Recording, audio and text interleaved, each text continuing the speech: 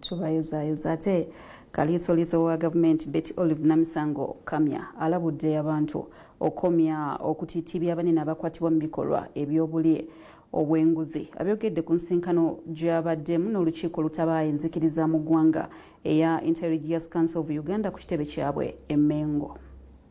Okunoonyereza okwakolebwa ofiisi ya Kaliisoliiso wa Gavumenti kwalaga nti Gavumenti Efiirwa $10 mu bikolwa by'obuli bw'enguzi buli mwaka ekizingamizza enkulaakulana. Kino kikola ebitundu 44 eby'omusolo ebikuŋŋaanyizibwa mu ggwanga. Olwaleero Kaliisoliiso wa Gavumenti Betty Olive Namisango Kamya agenze ku kitebe ekitabo enzikiriza ez'enjawulo ki Inter-Religious Council gy'asinkanidde abakulembeze okutema empenda bwe bagenda okulwanyisa obuli bw'enguzi. Ayaniriziddwa Dr. Joseph Sirwadda ku lwa ssentebe w'olukiiko luno Dr. Stephen Kazimba Mugalu. Oluvannyuma ne batandika okukubaganya ebirowoozo. Alan Mugisha avunaanyizibwa ku by'okulwanyisa enguzi ku lukiiko lwa Inter-Religious Council abulidde Kaliisoliiso ku nteekateeka ze balina okulaba nga balwanyisa enguzi. We have active programs. We have a radio in Bunyoro where we are running a program on social accountability and anti-corruption in Eastern Uganda. Kyokka agamba kibabeeredde kizibu okutuukiriza naddala olw'obutaba na bikozesebwa. Even the UN, they were supporting us.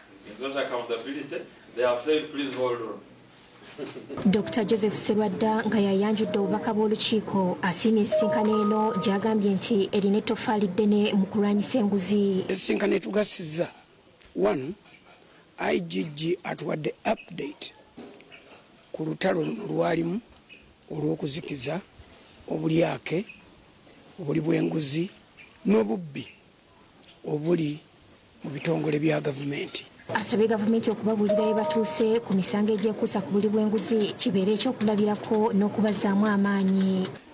Tusabye Gavumenti etubuulire wa weetuuse ku buli nsonga, oba bwabeerayo incident ebadde mu mawulire eri popular ewogganyeeko ogenda okulira ng'esirise. Kati tubagambye mutuweeyo ku bintu ebitulabula n'okututegeeza nti wano wetutuuse nga Gavumenti ku nsonga eno. Kaliisoliiso Kamya ayogedde ku bigendererwa by'okukyala kuno omuli okubeebaza olw'enkolagana ennungi. Kati bwe tukwatagana ffe abaaweebwa obuvunaanyizibwa ssemateeka ne Religious Council, Inter-Religious Council erina obuvunaanyizibwa obulala bw'okulyowa emyoyo. Omulimu gwaffe tulaba nga gujja kukwatibwa bulungi nnyo. Balina audience eyeereeta buli lwa mukaaga, buli lwa kutaano, buli lwa Sande.